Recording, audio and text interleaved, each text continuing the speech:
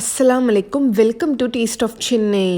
நேற்று கம்யூனிட்டி டேப்பில் இந்த ரெசிபியோட பிக்சர் போஸ்ட் பண்ணி இது என்ன ரெசிபியாக இருக்கும் கெஸ் பண்ணுங்கன்னு கேட்டிருந்தேன். நிறைய பேர் கராச்சி ஹல்வா, ரவா கேசரி அப்படின்னு சொல்லியிருந்தீங்க. சில பேர் மட்டும் கரெக்டாக கெஸ் பண்ணியிருந்தீங்க. ரவா கேசரி ஆல்ரெடி நம்ம சேனல் அப்லோட் பண்ணியாச்சு. ஸோ இது ரவா கேசரி இல்லை, இது நாகூர் காரைக்காலில் ரொம்ப ரொம்ப ஃபேமஸான தம்ரூட் ஹல்வா தான் நம்ம இன்றைக்கி பார்க்க போகிறோம். இப்போ வாங்க ஸ்டார்ட் பண்ணலாம். ஒரு 3 to 4 hours முன்னாடியே நம்ம ஒரு 100 கிராம் அளவுக்கு கடலைப்பருப்பை ஊற வச்சுக்கலாம்.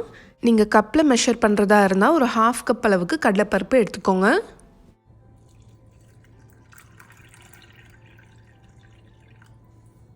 அடுத்தது பாதாம் ஒரு 25 கிராம் எடுத்திருக்கேன். இதை நீங்கள் ஓவர் நைட்டே ஊற வைக்கணும்னா ஊற வச்சுக்கோங்க, இல்லைனா சுடு தண்ணியில் போட்டு அதோட ஸ்கின்லாம் எடுத்துருங்க. முந்திரி பருப்பு ஒரு 25 கிராம் எடுத்துக்கோங்க.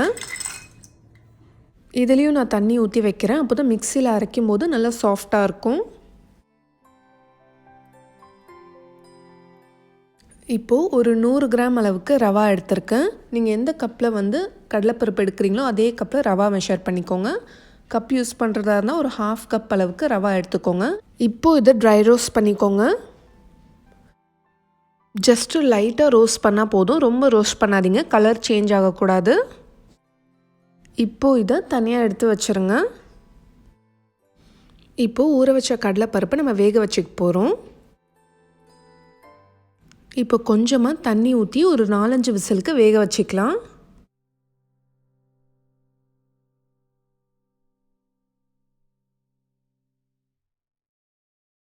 இப்போ பாதாமோட ஸ்கின்னை பீல் பண்ணி வச்சுக்கலாம்.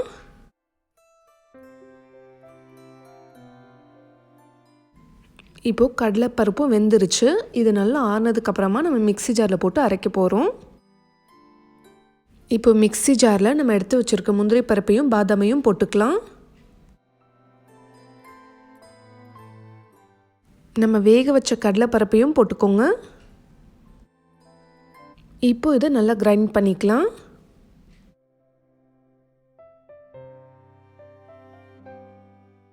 இப்போது 1/2 லிட்டர் பால் எடுத்திருக்கேன். இப்போ இதை சூடு பண்ணிக்கலாம்.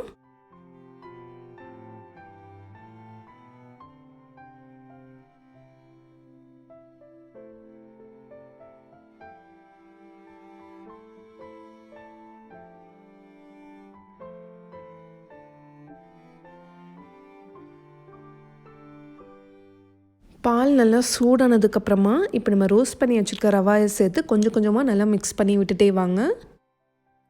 ரொம்ப கேர்ஃபுல்லாக மிக்ஸ் பண்ணணும், அதிகமாக போட்டிங்கன்னா கட்டி கட்டியாக ஆயிரும்.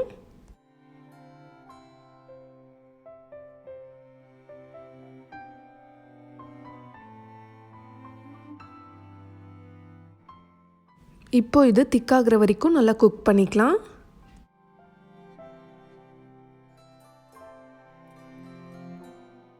ஃபைவ் மினிட்ஸில் பார்த்தீங்கன்னா இந்த மாதிரி நல்லா திக்காயிரும். இப்போ நம்ம சுகர் சேர்த்துக்கலாம். நான் ஒரு 1.5 கப் அளவுக்கு சுகர் சேர்க்குறேன். ஒரு 350 கிராம்ஸ் அளவுக்கு இருக்கும். ஸ்வீட் உங்களுக்கு அதிகமாக வேணும்னா நீங்கள் ஒரு 1/2 kg சுகர் சேர்த்துக்கலாம். இதுவே சுகர் கரெக்டாக இருந்துச்சு. நம்ம மிக்சியில் அரைச்சோம் இல்லையா, அந்த கடலைப்பருப்பு பாதாம் பேஸ்ட் இதையும் சேர்த்துக்கோங்க.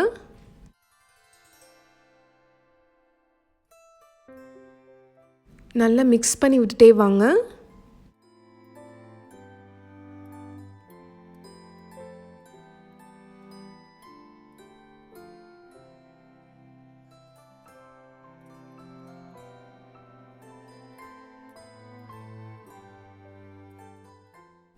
இப்போது ஒரு பிஞ்ச் ஃபுட் கலர் சேர்க்குறேன்.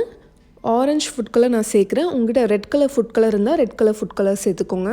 இது ஆப்ஷனல் தான். நான் ஆர்கானிக் ஃபுட் கலர் தான் யூஸ் பண்ணுறேன். ஒரு 1/4 டீஸ்பூன் அளவுக்கு ஏலக்காய் தூள் சேர்த்துக்கிறேன். ஏலக்காய் ஸ்மெல் ரொம்ப பிடிக்கும்னா நீங்கள் அதிகமாக சேர்த்துக்கோங்க. இப்போது இதை நல்லா மிக்ஸ் பண்ணிக்கலாம்.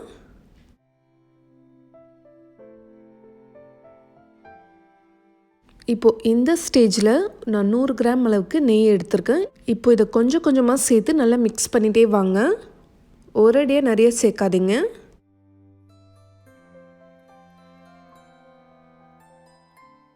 அந்த கடலைப்பருப்போட பச்சை வாசனைலாம் நல்லா போகணும். திரும்ப கொஞ்சம் நெய் சேர்த்துக்கலாம்.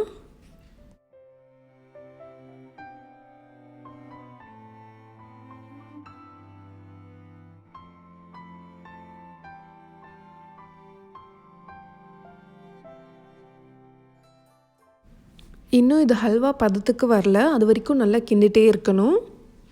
ஹல்வா ஸ்டேஜ்க்கு வரதுக்கு கொஞ்சம் டைம் எடுக்கும்.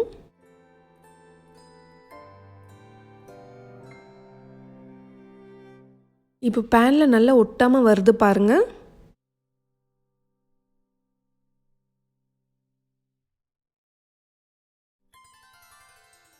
இதான் நம்ம ஃபைனலாக சேர்க்குற கீ.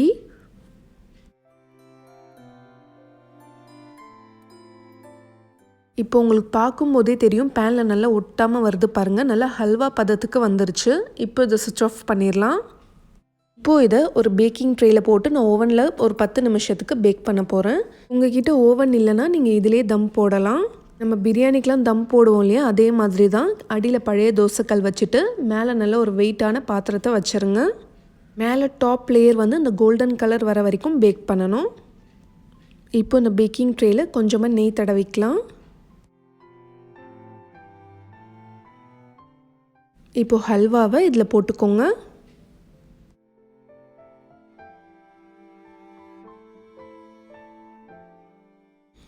இப்போ இதை நல்லா லெவல் பண்ணி விட்டுக்கோங்க.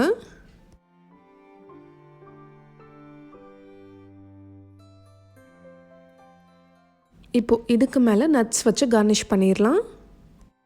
இப்போ ஓவனில் 170 டிகிரியில் நான் ஒரு 10 to 15 மினிட்ஸ் இதை பேக் பண்ண போகிறேன்.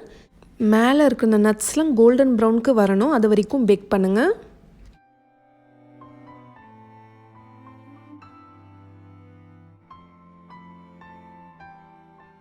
இப்போ பேக் பண்ணியாச்சு. இந்த மாதிரி க்ரஸ்ட் வர வரைக்கும் பேக் பண்ணணும். இப்போ இதை சர்வ் பண்ணிடலாம். பார்க்கும்போது இப்போவே டேஸ்ட் பண்ணும் போல் இருக்குது. ரொம்ப யம்மியாக இருக்குது பார்க்க. இது ரவா கேசரி மாதிரி இருக்காது. சாப்பிட்றதுக்கு அந்த கடலைப்பருப்பு டேஸ்ட்டோட ஹல்வா மாதிரி ரொம்ப சூப்பராக இருக்கும். இப்போ இதை நான் டேஸ்ட் பண்ணி பார்க்க போகிறேன். வாவ், செமையாக இருக்குது பார்க்க. இப்போ நாங்கள் தம்ரூட் ஹல்வாவை சூப்பராக என்ஜாய் பண்ணி சாப்பிட போகிறோம். டேஸ்ட் நிஜமாகவே சூப்பராக இருந்துச்சு, சான்ஸே இல்லை. நீங்களும் இதை செஞ்சு உங்கள் ஃபேமிலியில் உள்ள எல்லாருமே அசத்துங்க. இந்த ரெசிபி உங்கள் எல்லாருக்குமே ரொம்ப பிடிச்சிருக்கும்னு நம்புகிறேன். ஸோ பிடிச்சிருந்தால் லைக் பண்ணுங்கள், உங்களோட ஃப்ரெண்ட்ஸ் அண்ட் ஃபேமிலிக்கும் ஷேர் பண்ணிக்கோங்க. இந்த மாதிரி நல்ல ரெசிபிஸ் நீங்கள் மிஸ் பண்ணாமல் பார்த்துட்டே இருக்கணும்னா நம்ம சேனல் டேஸ்ட் ஆஃப் சென்னையை மறக்காமல் சப்ஸ்கிரைப் பண்ணுங்கள். நாளைக்கும் இதே மாதிரி வேறொரு இன்ட்ரெஸ்டிங்கான வீடியோவில் சந்திக்கிறேன். தேங்க்யூ ஸோ மச் ஃபார் வாட்சிங்.